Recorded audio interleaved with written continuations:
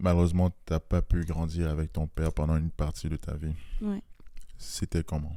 J'ai une maman extraordinaire qui m'a donné l'amour pour 1000 parents, là. Fait que ça a jamais été un manque. Je te dirais que des fois, c'était difficile. Première fois que j'arrive à la maison parce qu'un gars me fait de la peine, mettons. Il était pas là. Puis c'est là que j'en venais tantôt avec mon petit sentiment de sécurité. J'ai réussi à trouver à travers mes amis gars. Tu sais, de te faire prendre dans tes bras par ton père puis de te faire dire genre, je comprends ma belle. Tu sais, juste, sinon, j'ai le goût d'aller apprendre à conduire. Ben, tu sais, souvent, ça va être le papa qui va embarquer sa fille dans l'auto puis qui va y apprendre à conduire. Puis, tu sais, moi, ça n'a pas été ça. Fait que je te dirais que ça m'a pas créé des daddy's issues en tant que tel.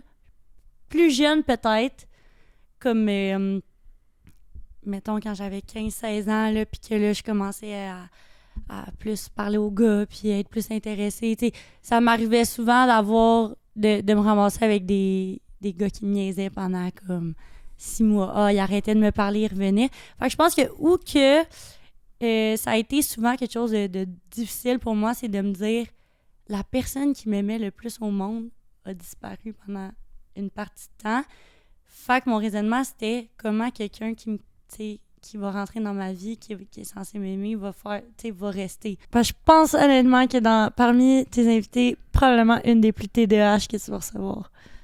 Le TDAH, en fait, tu m'as dit ça plusieurs fois que tu es TDAH. Ouais. Est-ce que tu peux expliquer pour ceux qui ne savent pas c'est quoi TDAH? Parce que moi, j'entends souvent ce terme, je suis TDAH, je suis TDAH, mais c'est quoi être TDAH? Parce que je pense qu'il y a beaucoup de personnes qui se retrouvent dans la même situation que moi. C'est quoi être TDAH?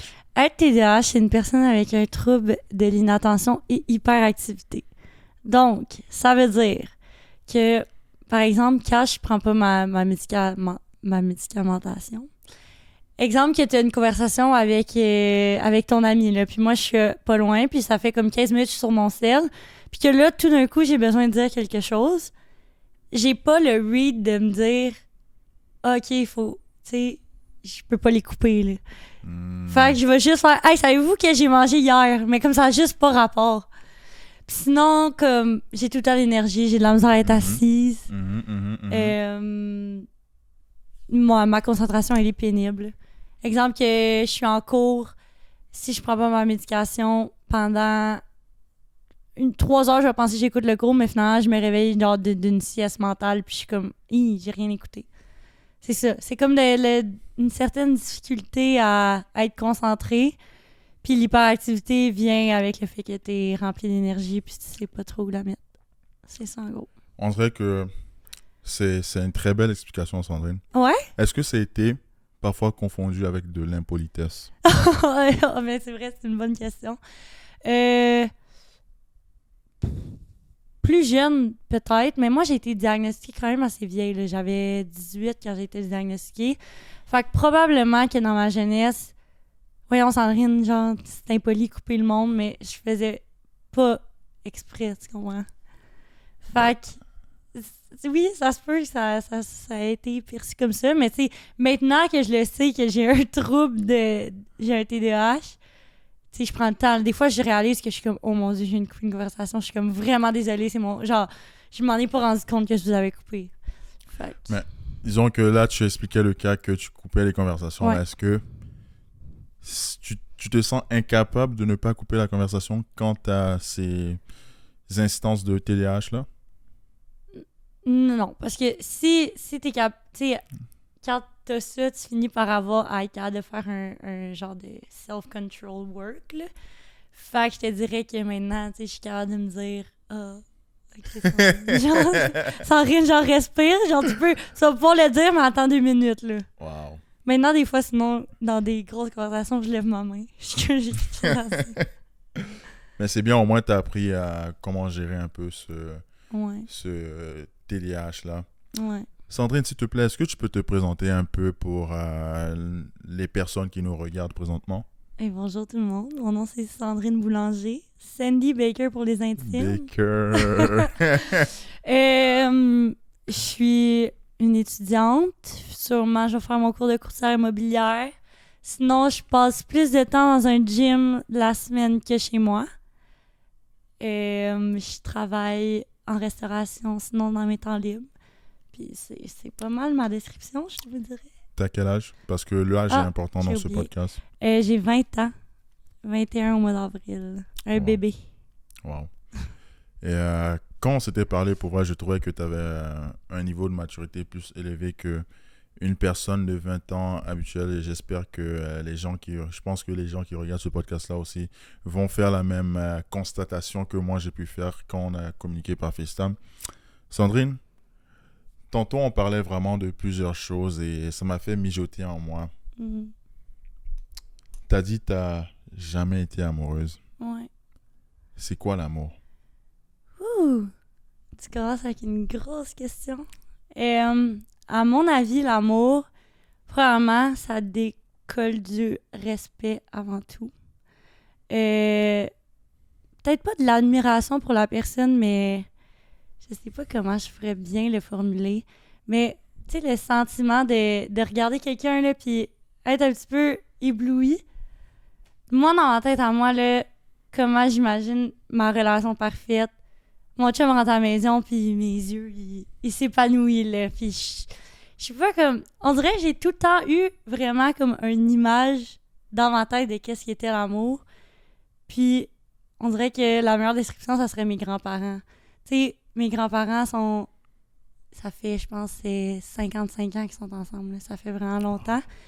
Puis je les regarde aller, puis à chaque fois que ma grand-mère a dit quelque chose de drôle, mon grand-père il rit, puis je sais pas comment expliquer. On dirait que pour moi, l'amour, c'est juste un gros sourire dans mon visage, puis quelque chose de paisible, quelque chose de fun, d'être en couple un petit peu avec ton meilleur ami, ta personne préférée. Mm-hmm.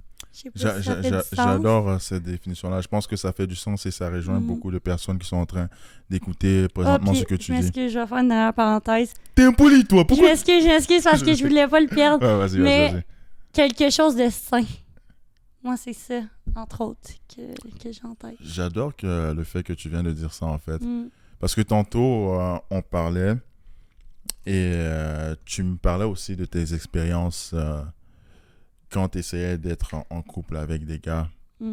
Et les gens pourraient qualifier les expériences que tu as eues avec les hommes en général de toxiques. C'est quoi la toxicité pour toi? On dirait que le premier mot qui me vient en tête avec le mot toxique, c'est contrôle.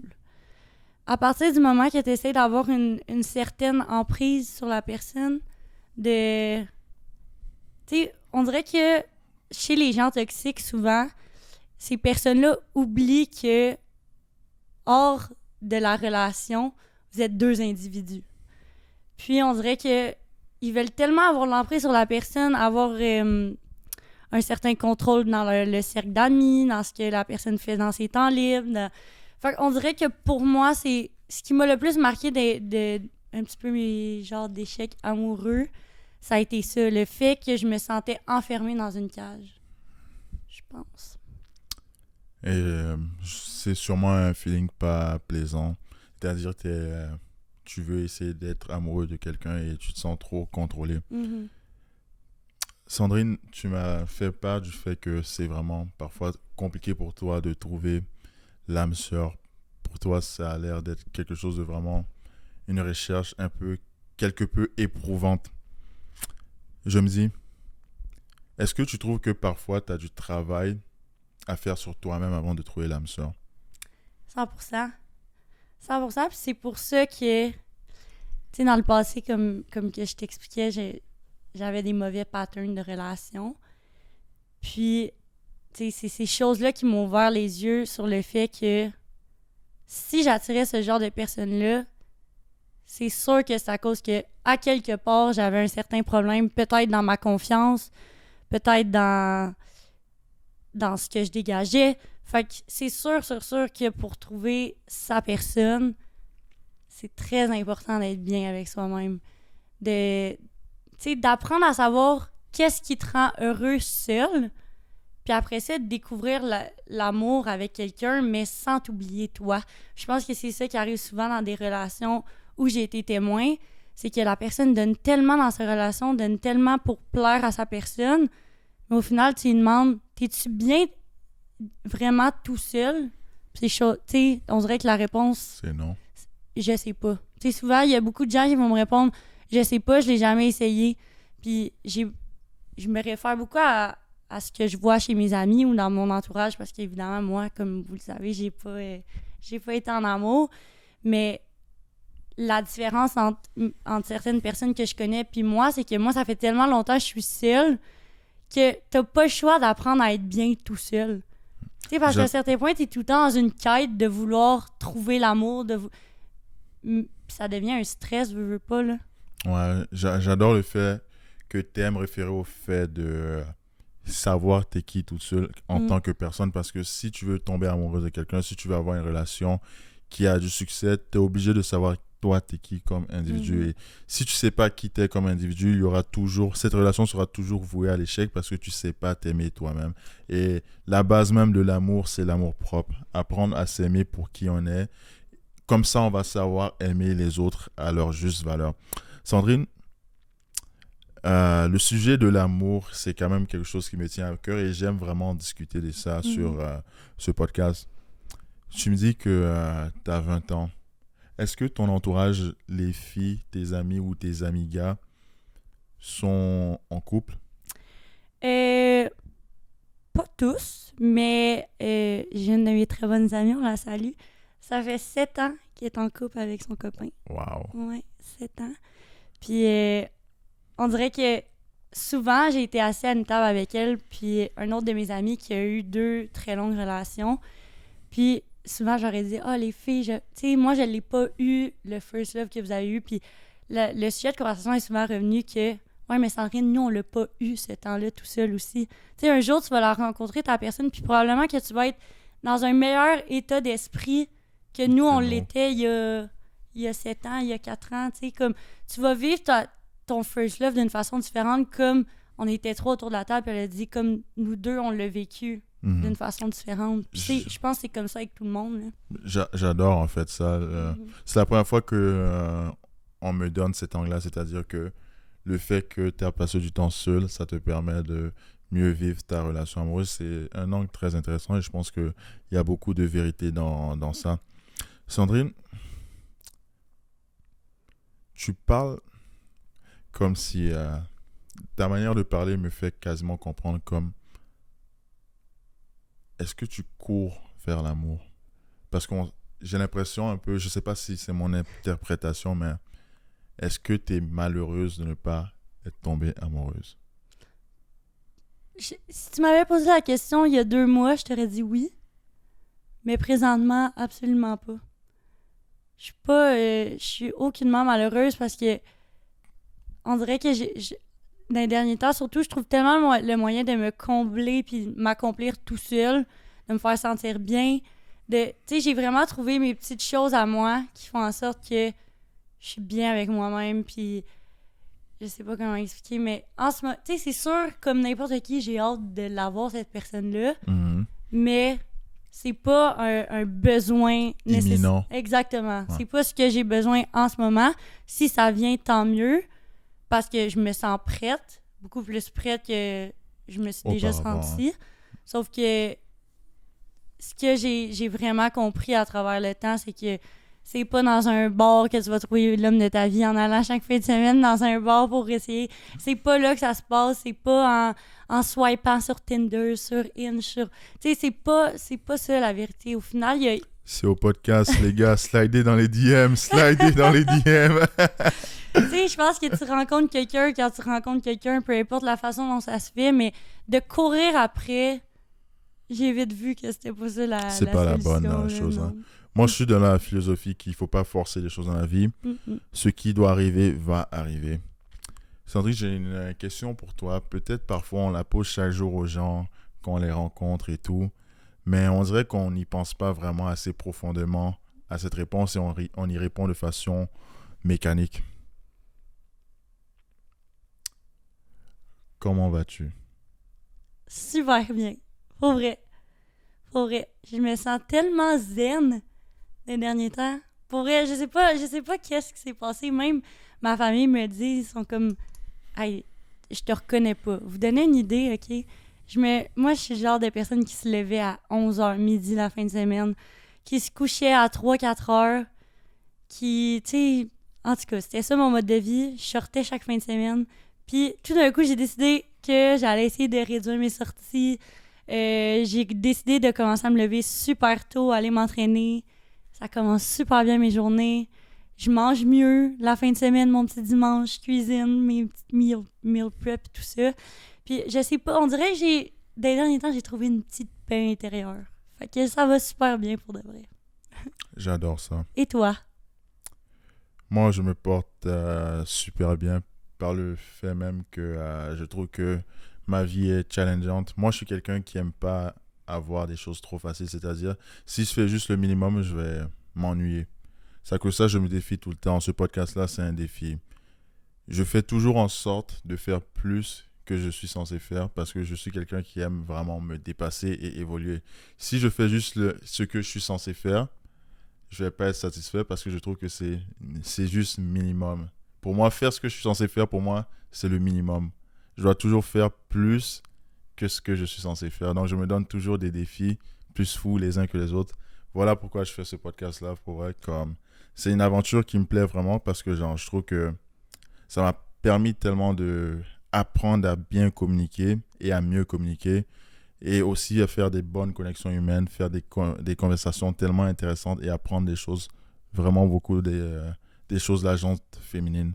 Je trouve que c'est vraiment une très grande valeur à apporter dans le fond, cette expérience. Donc, je me porte très, très bien. Et même si la vie devient difficile, parce que quand tu vieillis, plus tu as de challenges et tout, mais mon cerveau est tellement devenu fort que you can't stop me. C'est bien You parce can't que... stop me. C'est bien parce que aussi, tu sais, les gars, prenez des notes, là. Tu sais, tu t'es pris toi-même, tu t'es dit, moi, je veux comprendre un peu plus les femmes, puis tu permets aux autres de comprendre en même temps. comprendre ça. Fait que... Yeah. Gros props. Ouais. Merci beaucoup pour eux parce que c'est un beau challenge et c'est une belle mission. C'est une belle mission de apprendre à communiquer et d'apprendre à aider aux femmes et aux hommes de se comprendre l'un et l'autre. Toi, Sandrine, oui. On a beaucoup parlé du thème de l'amitié entre sexes. Ouais. T'es une femme, je suis un homme. Est-ce que tu trouves que c'est facile de devenir ami avec des hommes? Pour moi, pour ma part, oui. Je vais peut-être me faire lancer des rushs pour dire ça. Mais dans le sens où que, je t'en ai parlé un petit peu tantôt, j'ai pas vraiment eu de figure paternelle pendant que je grandissais, dans le fond, au moment que j'en avais besoin. Inquiétez-vous pas, tout va bien maintenant, on te salue, papa. Puis, mais tout ça pour dire que pour moi, mon petit... Je pense que qu'est-ce qui me manquait, c'est mon petit sentiment de sécurité des fois qu'un papa peut t'apporter. Donc, depuis que je suis toute jeune, tu sais, moi, aux récréations, je jouais au soccer avec les gars. J'ai tout le temps, tu sais, puis c'est souvent arrivé que mes amis me disaient, tu sais, Sandrine, toi, t'es une fille, mais nous, dans notre tête, t'as un pénis, là. Tu sais, souvent, genre, pour vrai, mes amis gars, puis mes amis du secondaire m'ont souvent dit ça, puis j'étais comme, ça vous dérange pas que je sois tout le temps là? Tu sais, souvent, j'étais la seule fille à juste chiller avec eux. Puis, tu sais, ils me disaient, des fois, on s'en rend même plus compte que, tu sais, que t'es une fille tellement que, tu sais, vous donnez une idée, moi, j'embarque dans n'importe quelle niaiserie, là. Tu me dis, on saute en bas d'un cliff, je vais y aller, j'ai pas peur de grand-chose. Tu sais, j'ai tout le temps été un petit peu casse-cou, puis on dirait que le fait d'être amie avec des gars, ça m'a... Je sais pas, comme je vous dis, ça m'a permis de me créer cette sécurité-là que j'avais peut-être besoin. Puis même si à ce jour, tout va bien, puis que j'ai plus ce besoin-là, ça reste que... c'est en moi comme ça d'être comme ça puis de bien m'entendre avec des garçons, mais j'ai des amies filles aussi puis je m'entends super bien avec elles aussi là. C'est quoi la différence entre avoir un ami homme et un ami femme? C'est tellement différent. On dirait que pour vrai, tu me poses une bonne question, faut que je pense un peu. Tu sais, avec les gars, ça va être vraiment plus un peu niaiseux, là, tu sais, à soir, on fait ça, puis c'est vraiment plus de rire, de niaiser, d'avoir du fun, tandis que, mettons, avec mes amis proches filles, on a le même fun, puis on a du fun aussi, mais c'est juste deux choses complètement différentes. Tu sais, avec mes amis girls, je vais des fois être plus portée à avoir des deep talks puis parler plus comme de discussions un peu plus deep parce qu'il y a des... En tout cas, moi, mes amis gars, c'est moins dans le sérieux puis on niaise puis c'est correct. Les gars, chaque Non. invité trouve Mais un moyen pour se foutre des hommes. non! Faut que j'invite un gars. Tu Faut que dis- j'invite un gars. Tu dis ça, mais j'ai pas précisé, mais je suis... Tu sais, des fois, là, je m'en vais chez un de mes amis, puis on peut jaser full sérieusement pendant 2-3 heures. Mais toi, quand t'es avec tes amis gars, là, Mhm. tu sais, vous riez, vous faites des niaiseries, vous avez du fun, puis... Ouais.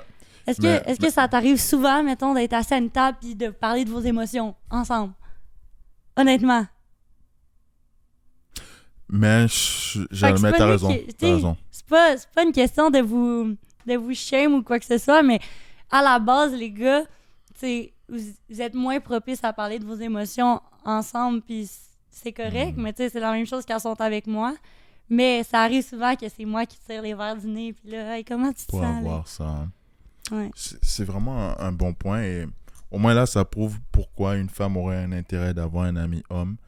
Et ça fait en fait, c'est à la défense même de la fondation même de l'amitié intersexe. Là, je me suis senti comme un philosophe en disant ça, mais c'est bon. La Sans- légèreté. Ça serait ça le mot, je pense. La légèreté. Comment je me sens quand je suis avec les gars, de la légèreté. Waouh. Ouais. C'est un beau terme. Ouais. C'est un beau terme, ça veut dire que tu te sens à l'aise. J'adore ça pour Ouais. vrai. Sandrine, Oui. Madame Baker, Oui. tu dis que tu as essayé d'être en couple plusieurs fois. Oui. Et aussi, tu nous as confessé avoir beaucoup d'amis hommes. Oui. Est-ce que tu trouves que ça n'a pas eu un impact négatif sur tes chances de avoir un copain, le fait d'avoir des très bonnes amitiés avec des hommes? Est-ce que ça n'a pas suscité des sentiments de jalousie, d'incompréhension envers cette situation-là? Dans mon cas, mettons, là, vous donner un contexte, là, j'ai essayé 2 fois de plus m'impliquer dans une relation. Puis ça a pas... dans ces fois-là, il y en a un qui c'était une situation quand même assez touchée. Là. Je veux pas trop rentrer dans les détails au cas que j'ai pas le goût de parler de lui dans un podcast. Mais dans le sens où que... Moi, c'est quelque chose que je divulgue en premier. Tu sais, exemple, quand on va sur une date, tu me demandes t'es quel genre de personne, je vais pas te le cacher. Je vais pas te mentir là-dessus. Puis c'est une partie importante quand même de ma vie. Puis oui, moi, je m'entends bien avec les gars. Oui, j'ai quand même beaucoup d'amis gars. Mais je suis comme ça. Puis, tu sais, les gars que je considère comme étant mes amis gars, il s'est jamais rien passé avec eux. Là. Fait que, tu sais, c'est quelque chose que tu signes. Si tu signes la feuille pour être avec moi, mettons, là, c'est parce que tu le sais, ces choses-là. Puis, bien me connaître, tu devrais pas avoir d'inquiétude par rapport à ça. En toute objectivité, est-ce que tu trouves pas que ça baisse tes chances de trouver un partenaire? Parce que dans la tête de certains hommes, c'est impossible que leur femme soit amie avec un homme. Avec un homme, ouais. Personnellement, je crois que les gars que j'ai côtoyés, puis les gars qui se sont intéressés à moi, c'était tous des gens qui me connaissaient quand même, puis qui ont saisi un peu mon vibe, puis je pense pas que ça a été un facteur déterminant dans le fait si ça fonctionnait ou pas. Tu sais, souvent, en plus, c'est quand même moi qui a quand même des critères élevés. Tu sais, c'est souvent moi, mettons, qui va... Je sais pas comment expliquer, mais mon ouverture pour... c'est rare que je m'intéresse profondément à quelqu'un. Je pense que c'est là que j'essaie d'en venir. Fait que...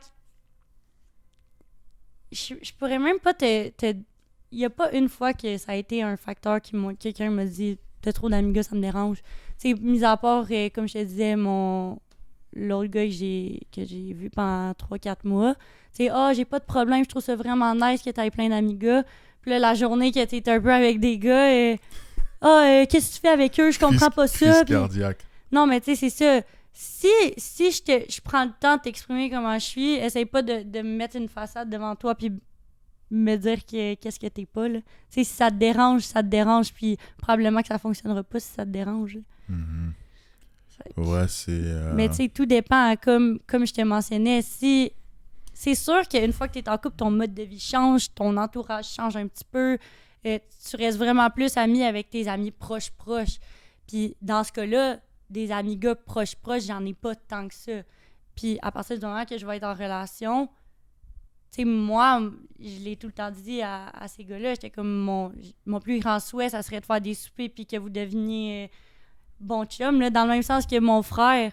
Pour moi, c'est un critère qui s'entende bien avec mon copain, tu sais. Fait que ça va plus dans ce sens-là, je te dirais. Ouais.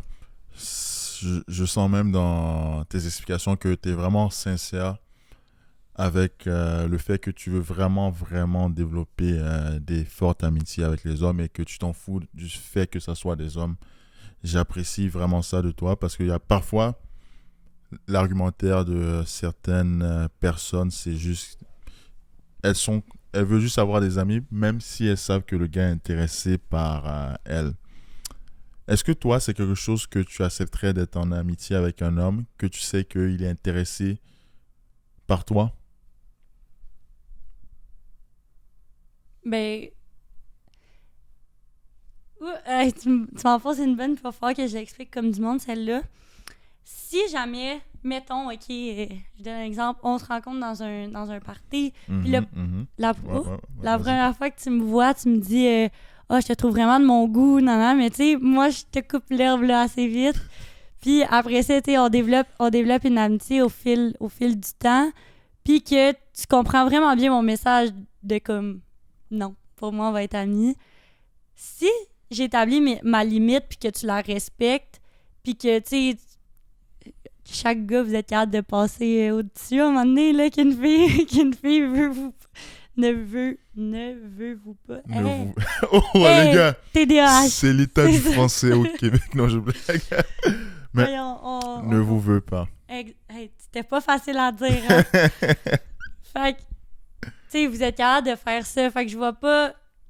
Moi, à partir du moment que mes limites sont établies puis que tu respectes cette limite-là, puis qu'après ça, je ressens plus que t'es ami avec moi parce que tu veux développer quelque chose avec moi ou essayer de m'avoir dans ton loup ou quoi que ce soit, je vois pas pourquoi on serait pas capable d'être amis. Hein. J'apprécie cet argument-là, j'apprécie cet argumentaire-là, mais j'ai un contre-argument que beaucoup d'hommes pensent. Mm-hmm. C'est parce que les hommes sont capables d'être très patients avec les femmes qu'ils désirent. C'est-à-dire quoi? Il y a certains hommes qui sont capables d'être amis pendant 10 ans, 15 ans avec une femme, qui sont attirés physiquement par cette femme-là. Et le jour que la femme donne l'opportunité, ils vont marquer. Ils vont même pas réfléchir pendant 2 secondes.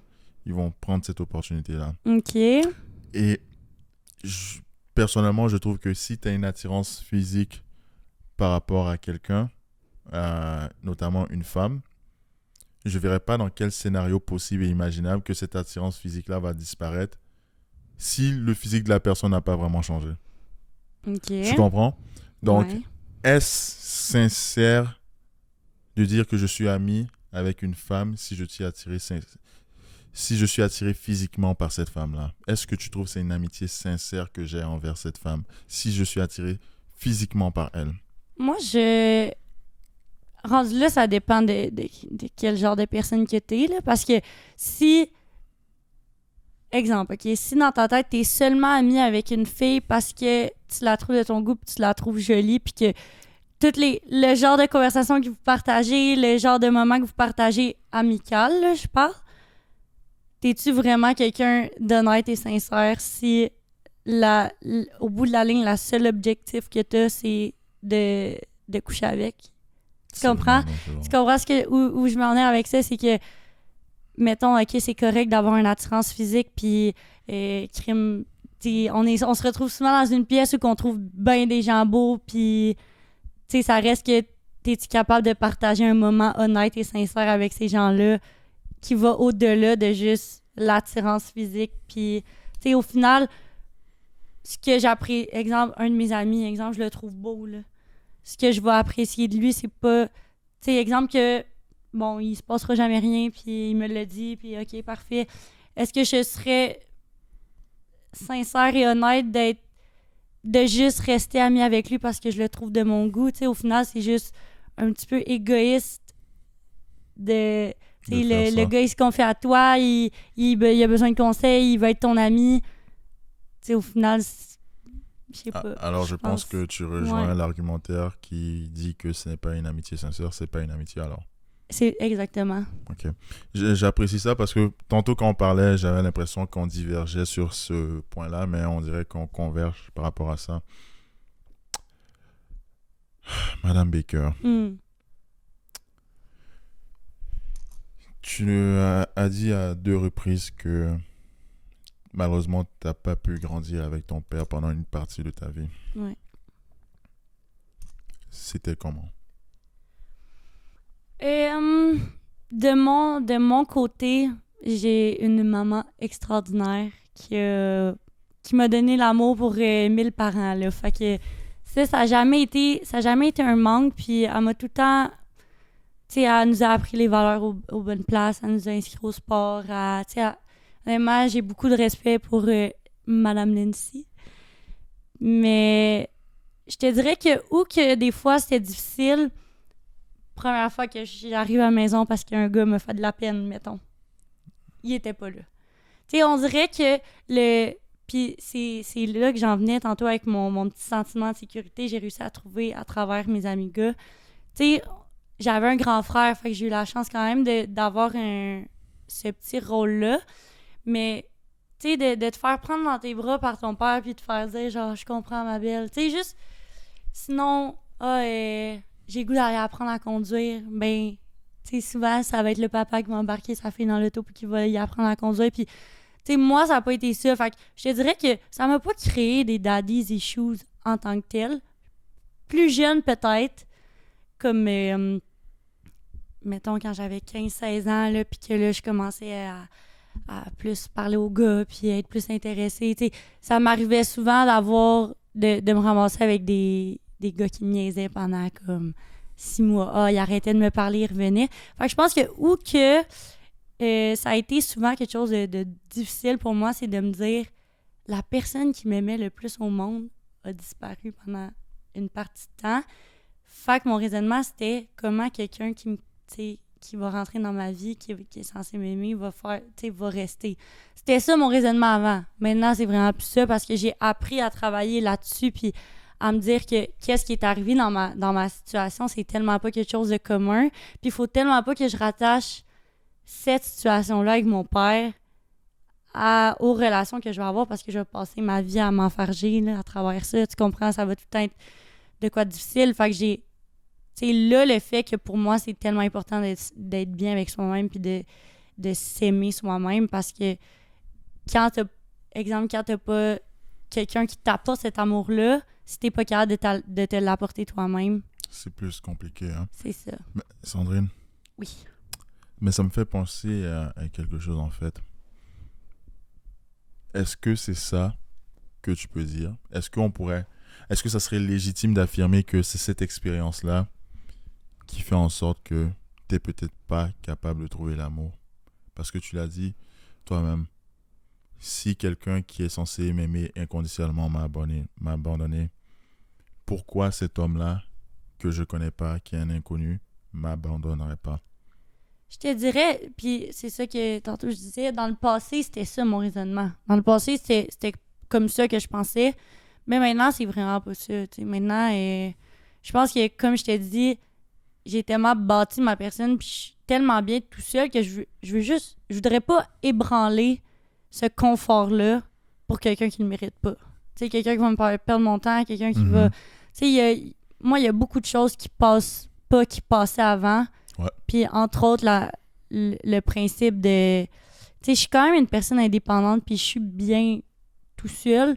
Fait que j'ai pas besoin de quelqu'un qui va juste venir déstabiliser ça, puis tout le temps, ben là, on peut pas se voir, on va se voir quand ça va donner qu'on se voit, puis c'est correct. Puis non, mais tu sais, dans le sens que je connais beaucoup de monde, là, s'ils passent pas une soirée dans la semaine, tu sais, comme avec leur chum, c'est la fin du monde.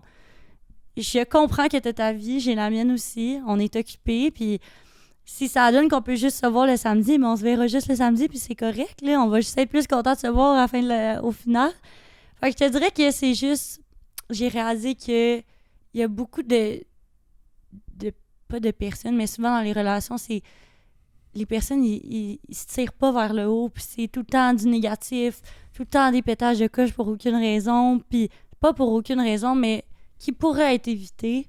Fait qu'on dirait que j'essaie d'éviter ça le plus possible, puis je vais le savoir quand une personne va être profondément saine avec moi, puis que ça va être the one. J'adore ces points que tu viens de faire récemment. Le fait que je sens que tu es capable de maintenant distinguer c'est quoi t'aimes pas chez un homme. Mais Sandrine, j'ai quand même un grand auditoire d'hommes qui regardent ce podcast-là. Et ils aimeraient savoir c'est quoi une demoiselle comme toi recherche un homme. Rien de... Premièrement, le mot, c'est rien de compliqué. Moi, je recherche quelqu'un qui va prendre soin de moi comme du monde. Je suis une personne qui a besoin de se faire ouvrir les portes. Je veux me faire ouvrir les portes. C'est pas que je suis pas capable. C'est juste que je veux me faire ouvrir les portes. Je veux, à la Saint-Valentin, recevoir mon petit bouquet de fleurs. Puis pas parce que je suis demandante, parce que je suis une princesse, mais juste que c'est ces petites choses-là qui font en sorte que OK, il a pensé à moi aujourd'hui, c'est le fun. Tu sais, j'ai besoin d'une personne qui va premièrement aussi bien communiquer avec moi. Tu sais, s'il y a quelque chose que j'ai fait qui t'a dérangé, t'as pas besoin d'être agressif quand tu me le dis, là. Tu peux vraiment me le dire. Hey, ça m'a dérangé. Ah, OK, excuse, tu veux qu'on en parle? Puis on dirait que à la fin de la journée, j'ai besoin de quelqu'un qui respecte ma personne individuelle, puis qui comprend, qui est capable de me comprendre, puis qui est doux, qui est fin. Juste, je sais pas si ça fait du sens, mais tu sais, je suis une personne qui aime rire, je suis une personne qui aime niaiser, fait que j'ai juste besoin de quelqu'un qui est capable d'embarquer là-dedans, puis de pas trop se prendre au sérieux, puis je sais pas, on dirait juste, comme je te disais tantôt, de la légèreté. Ouais. Moi, c'est ça que t'as vraiment bien résumé les points importants que une jeune fille rechercherait chez un homme. Je pense que t'as bien expliqué la situation, t'as bien expliqué ce qu'une femme désire vraiment chez un homme, et je pense que t'as été en mesure d'aider beaucoup de gars, parce qu'il y a beaucoup de gars qui savent pas que c'est important d'être galant. Par exemple, même moi, je dois admettre que c'est quelque chose que malheureusement c'est un péché mortel, dans le sens que j'ai un peu de la difficulté parfois sur certains actes. Pas que c'est pas parce que j'ai pas envie d'être galant, mais parfois je sais pas qu'il faut faire certaines choses. Donc c'est parfois aussi important, je trouve, que toi en tant que femme, c'est important de dire aux gars, bon, moi je m'attends à ce que tu m'ouvres la porte tout le temps, je m'attends à avoir des bouquets de roses, trucs du genre. C'est important parce que c'est pas tout le monde qui a eu la même éducation, c'est pas tout le monde qui a le même savoir. Donc peut-être quelque chose qui est normal pour toi, c'est pas normal pour cet homme-là, ou cet homme-là sait pas qu'il faut le faire. Donc au lieu d'être déçu dans ton côté à toi pour dire que cet homme-là me traite pas de la bonne manière, c'est toujours important de communiquer de façon directe tes sentiments, ou de façon directe tes attentes. 100%. Sandrine, comme tu as eu quand même quelques échecs dans ton désir d'avoir l'amour. Oui. Est-ce que tu peux nous dévoiler, ça serait quoi ton défaut en fait en couple? C'est une très bonne question. Oh! Mais tu sais, comme je t'ai dit, j'ai jamais vraiment été en couple. Tu sais, une longue relation. Mais probablement qu'un de mes défauts, je pense que ça va... Je vais t'expliquer, puis tu vas comprendre où je m'en vais. Comme je l'ai mentionné, ça fait longtemps que je suis toute seule, puis je me suis habituée à l'être. Fait que je pense que ça serait de... Un de mes défauts, ça serait de comprendre que peut-être que la personne a besoin de me voir un peu plus souvent que moi, j'ai besoin de la voir. Peut-être que la personne n'est pas aussi bien... Tu sais, elle n'a pas ce confort-là tant que ça de... Tu sais, d'avoir ses moments seuls. Fait que je te dirais, ça serait peut-être d'être un peu plus patiente et ouverte au fait que ça se peut que mon chum veuille me voir plus souvent que 2-3 fois par semaine ou une fois. Ouais. Fait que je pense que ça serait entre autres ça. Puis tu sais, je pense que c'est ça, là, mon défaut, c'est que peut-être tu donnes pas assez d'attention Peut-être. à ton partenaire, mais j'ai une contre-argument par rapport à ça. Tu l'as bien dit, tu n'as jamais été amoureuse. Mhm. Est-ce que c'est parce que tu n'as jamais ressenti ce désir amoureux-là que tu ressens pas ce besoin-là? Non. Répète ta question. Est-ce que c'est parce que tu n'as jamais été amoureuse que tu ressens pas le fait d'être toujours avec ton copain? Probablement. Probablement parce que, comme je te dis, je me suis pas connue tant que ça en amour. Fait que, probablement que le jour que je vais être réellement en amour, je vais être une personne complètement différente. Mais je sais que je l'ai en moi, le petit... tu sais, je suis une personne extrêmement attentionnée. J'aime... Tu sais, juste avec mes amis, je réalise que faut que j'y vois au moins une fois par semaine, eux, tu sais. Fait que, au final, ça va juste être de transmettre mon amour d'une façon différente avec mon partenaire. Mais en ce moment, pour moi, c'est peut-être un des défauts que je vois. Sinon, de m'ajuster, comme, c'est ça, d'apprendre à m'ajuster à la personne avec qui je suis aussi. C'est que c'est pas tout le temps les choses à ma manière, puis c'est les choses... À la façon du couple. Sandy Baker. Yes. T'as 20 ans. Ouais. Est-ce que toi, t'es une personne qui souhaite avoir des enfants un jour? Oui, c'est sûr que j'en veux. 2. J'aimerais ça.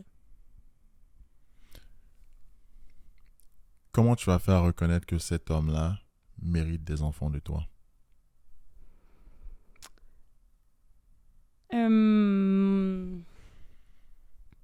Ben, premièrement, où ça va en dire long, c'est comment qui prend soin de moi avant tout. Là. Parce qu'une fois que tu as des enfants, il faut que papa s'en occupe, hein? Fait que, puis moi, ce que je me suis tout le temps dit, tu sais, on vit dans une génération où la majorité de nos parents sont divorcés, malheureusement. Puis moi, je me suis dit, puis ça se peut que ça arrive pas aussi, mais je veux être sûre que j'ai une relation tellement sur des bonnes bases, sur que ça soit le plus sain possible, parce que mon plus grand rêve, ça serait de voir mes enfants regarder papa et maman s'aimer, tu sais. Parce qu'il y a beaucoup de gens qui n'ont pas vu ça, tu sais. Moi, la première, mes parents ils ont divorcé quand j'étais jeune. Fait qu'on dirait que, tu sais, comme un petit peu comme dans les films. Là. Moi, j'ai regardé The Notebook récemment. Je sais pas c'est quoi, mais ouais. C'est le meilleur film d'amour que j'ai vu de ma vie, OK? Mais tout ça pour dire que, tu sais, de sentir que deux personnes se regardent puis qui s'aiment pour de vrai puis qui sont prêts à passer à travers des épreuves difficiles quand même ensemble. Puis je pense que ça va être ça, tu sais, ça va être de m'assurer vraiment que je suis en amour avant d'avoir des enfants. Tu sais, pas juste avoir des enfants parce que j'en veux, mais parce que je vais avoir des enfants avec la personne que j'aime. Très, très, très belle manière d'approcher le fait de devenir parent. Je pense que tu as vraiment raison. C'est important de choisir un partenaire quand on est vraiment amoureux de ce partenaire-là pour pouvoir décider si on a des enfants avec cette personne. Ça m'a fait aussi penser à quelque chose de tout aussi important ou peut-être un peu moins important parce que avoir des enfants avec quelqu'un, c'est quelque chose de très, très, très sérieux. C'est quoi tu penses du mariage? Je suis pas vraiment une personne religieuse. Fait que c'est sûr que pour moi, le mariage, c'est pas nécessairement quelque chose qui, je sais pas, tu sais, ça n'a pas une connotation vraiment chrétienne. Je sais pas si ça fait du sens. Mais à mon avis, j'aimerais ça me marier. C'est sûr que j'aimerais ça me marier si je sens que c'est la bonne personne. Mais en ce moment, dans notre génération, j'ai l'impression que le mariage, c'est vraiment plus une question financière, souvent. Puis, tu sais, on dirait que le mariage n'a plus la même connotation qu'elle avait dans le passé ou que c'était pour célébrer. Tu sais, oui, c'est sûr que c'est pour célébrer l'amour de deux personnes. Mais on dirait que à cause qu'on est élevé dans une génération où que la majorité des mariages finissent en divorce, on dirait que c'est pas encourageant de vouloir se marier nécessairement. Mais c'est sûr que j'aimerais me marier un jour. Mais peut-être juste faire la cérémonie d'après le party avec les amis. Moi, c'est juste un party pour célébrer notre amour, OK? Mais on dirait que je vois pas tant l'importance que ça. Tu sais, je suis 100% d'accord d'être avec quelqu'un toute sa vie, puis c'est correct. Mais je sais pas si le mariage... C'est quelque chose que Ouais. t'as... Mais tu sais, c'est pas que j'y crois pas ou quoi que ce soit. C'est juste que, tu sais, veux pas, un mariage, ça coûte vraiment cher à organiser, là. C'est des mille et des mille et des mille. Mhm. Et ouais. Mais c'est un truc qui symbolise une relation. C'est moi, personnellement, de mon point de vue, je vais me marier. C'est-à-dire quoi? C'est juste une question de officialiser le fait que Mhm.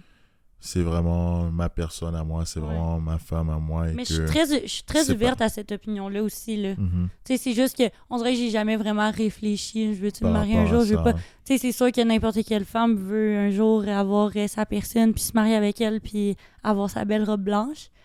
Mais j'ai une question pour toi. Oui.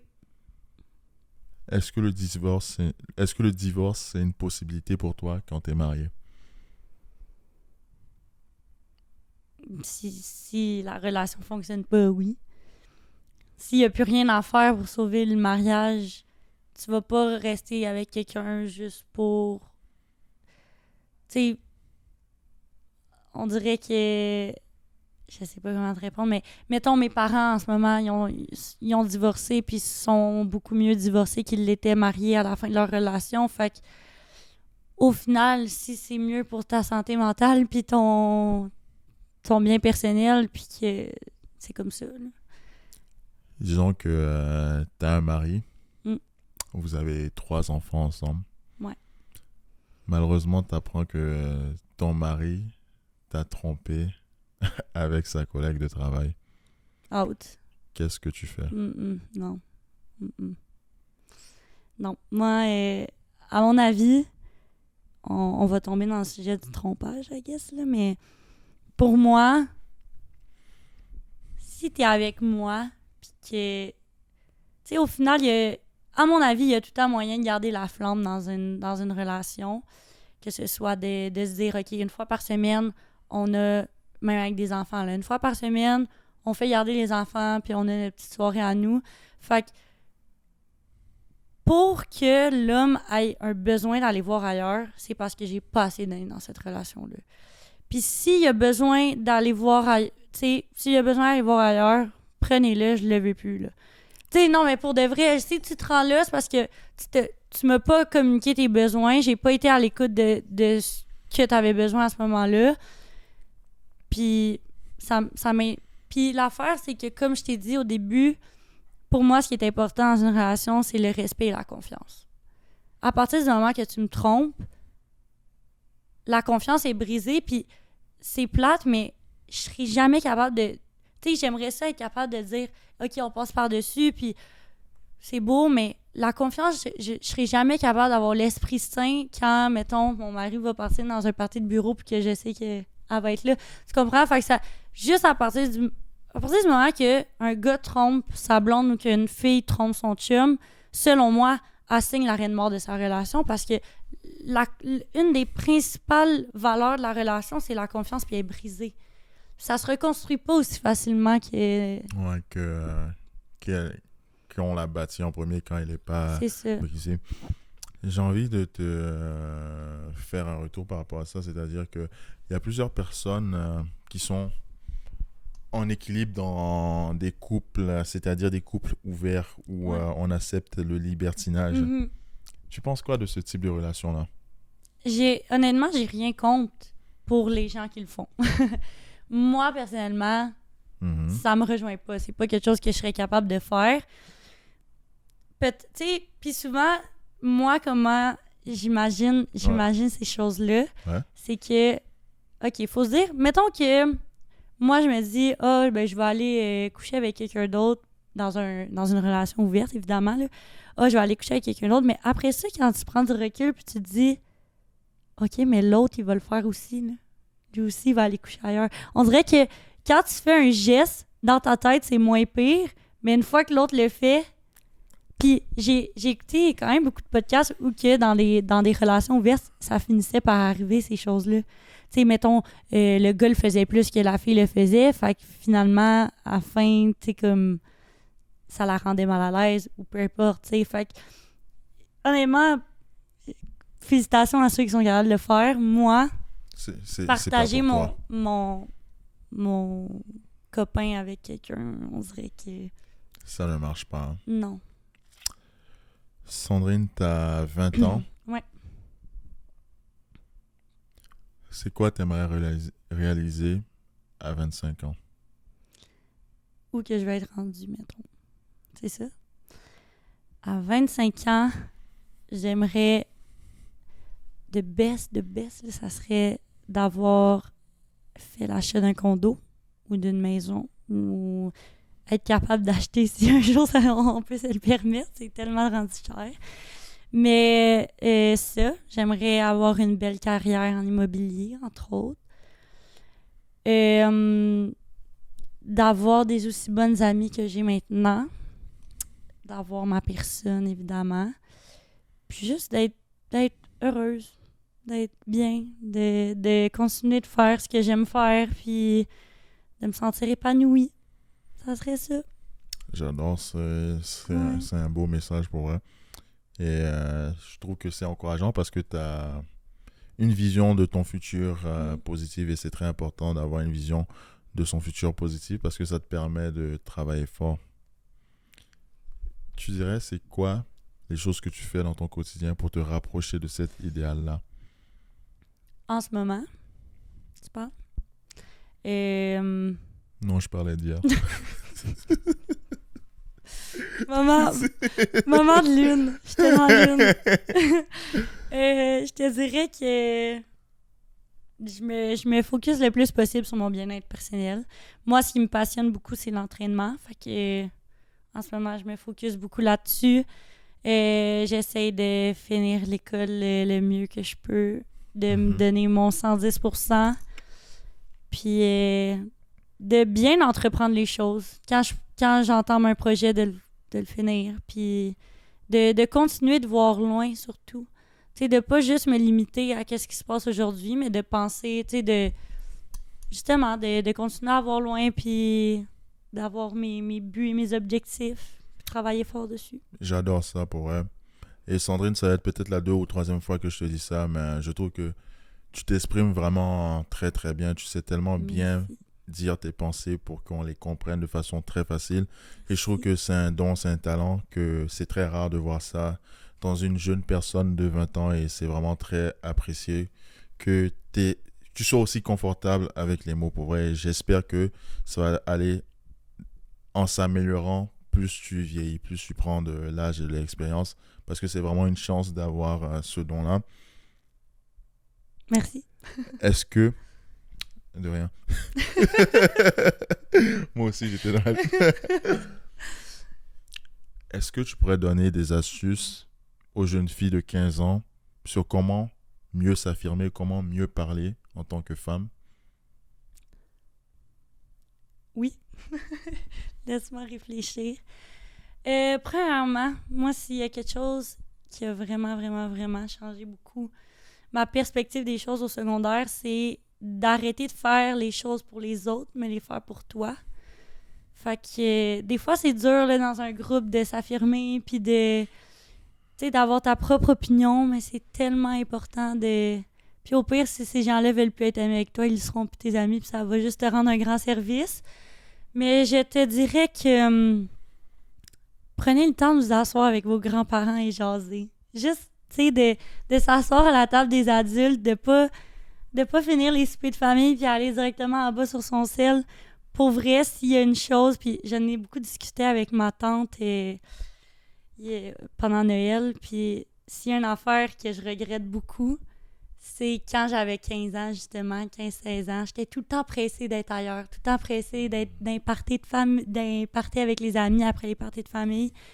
Puis maintenant que j'ai 20 ans puis que je suis quasiment dans les dernières à partir parce que je passe ma soirée à jaser avec tout le monde, c'est de prendre ce temps-là d'écouter beaucoup les personnes plus vieilles que toi, alentour de toi, d'écouter les conseils de vos parents aussi. Ça a été quelque chose que j'ai eu de la misère quand j'étais plus jeune, mais il n'y a pas une fois que ton parent va te donner un conseil puis que ça va pas venir d'une bonne place.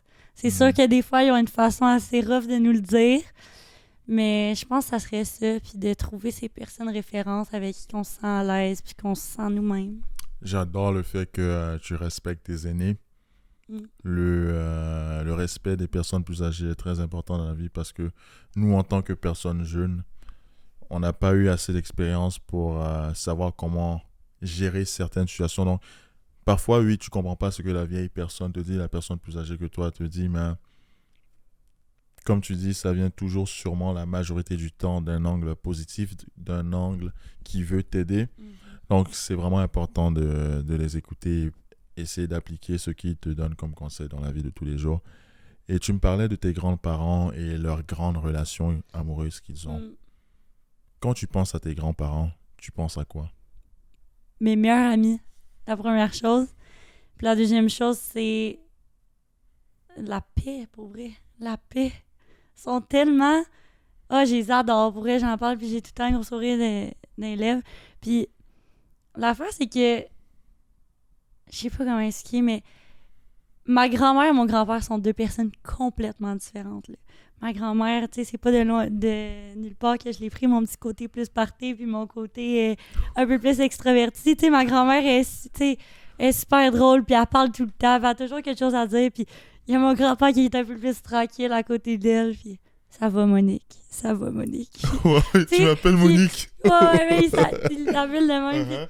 Tu sais, on dirait que c'est juste de respecter comment l'autre personne elle est aussi. Tu sais, c'est d'être patient. La patience aussi, c'est quelque chose que je pense que moi, il va falloir que je travaille beaucoup. Mais on dirait que, tu sais, depuis que je suis petite, je les ai jamais vus s'obstiner. Je les ai vus s'obstiner parce que des fois, ils sont pas d'accord sur des points, mais je les ai jamais vus se crier après. Je les ai jamais vus... Tu sais, puis je pense que même mon père puis mes oncles, tantes, ils pourraient le dire, tu sais, ils sont tellement sains, ils sont juste calmes, puis... Ouais. J'adore ça. En fait, ça m'a fait penser à... J'adore le fait que tu aies parlé de tes grands-parents et ta vision très positive d'eux, mais ça m'a fait penser aussi à quelque chose que j'aime demander beaucoup à mes invités, comme on tire à la fin un peu de ce podcast-là. C'est quoi tu penses des hommes? J'ai tellement pas une opinion ferme sur ce que je pense des hommes. Tu sais, ça va dans le même sens que, exemple, que je marche dans la rue, si tu me demandes qu'est-ce que tu penses de cette personne-là, je sais pas, je la connais pas. Tu comprends ce que je veux dire? Tu sais, je pense que chaque personne, chaque homme est différent, chaque femme est différente. Fait que, qu'est-ce que je pense des hommes? Je pense que c'est une personne comme une autre, puis que à la fin de la journée, il y en a des bons, il y en a des mauvais. C'est de même que je peux te répondre. C'est intéressant, c'est-à-dire que tu n'as pas de préjugés, de préconception par rapport aux hommes. Pas du tout. C'est quoi un mauvais homme? Un mauvais homme, il y a tellement beaucoup de façons de décrire quelqu'un de mauvais, mais pour moi, puis je vais même pas dire un mauvais homme, mais je vais dire une mauvaise personne.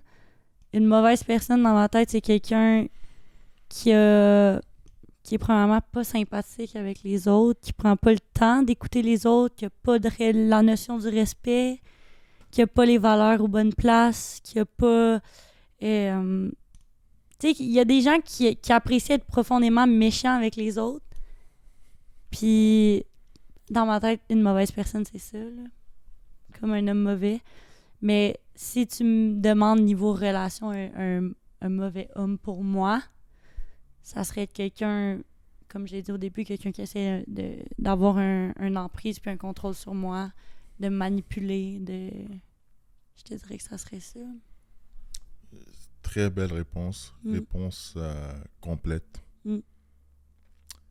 Et comme tu l'as dit, tu es vraiment un rayon de soleil, c'est-à-dire que je pense même que ça va se ressentir par ceux qui auront écouté ce podcast-là. Merci. comme tu communiques très bien, tu es souriante, tu es positif, tu es une personne de très haute qualité. Je te souhaite vraiment de trouver l'âme sœur, quelqu'un qui va te respecter. Un jour, j'y crois, j'y crois. Et franchement, j'ai vraiment adoré l'expérience qu'on a eue, la discussion qu'on a eue. Est-ce que tu aurais quelque chose, est-ce que tu aurais un mot pour les gens qui écoutent ou juste un partage par rapport à ton expérience que tu viens d'avoir présentement aussi? Je pense que mon mot de la fin, mon mot à la Gandhi, ça serait de priorise-toi toujours en premier. Oh, Ouais, priorise-toi toujours en premier. À la fin de la journée, c'est bien si t'as des bonnes personnes autour de toi, puis si t'as un bon chum, une bonne famille. Mais c'est tellement important de pas s'oublier dans tout ça, puis de se respecter, puis je pense que ça serait ça mon petit mot de la fin, d'apprendre à être bien avec soi-même, parce que c'est un travail de vie finalement. Hein? Fait que... J'adore pour vrai parce que notre conversation et ton expérience, je pense que c'est exemple, ça montre l'exemple de s'accepter en tant que personne, s'aimer en tant que personne et naviguer l'amour.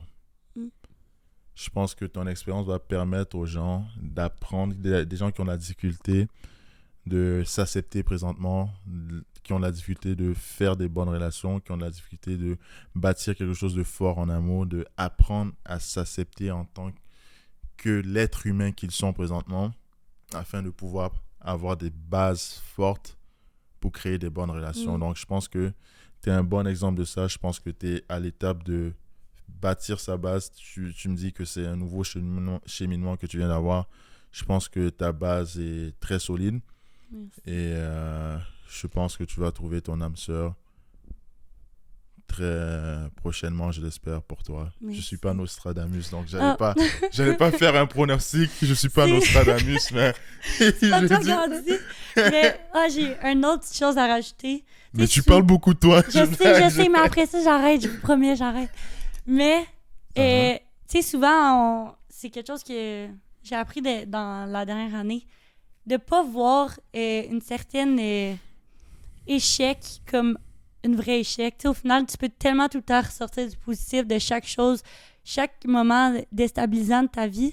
Fait que c'est important de noter les choses positives que tu peux en ressortir, puis d'éviter de reproduire les choses négatives.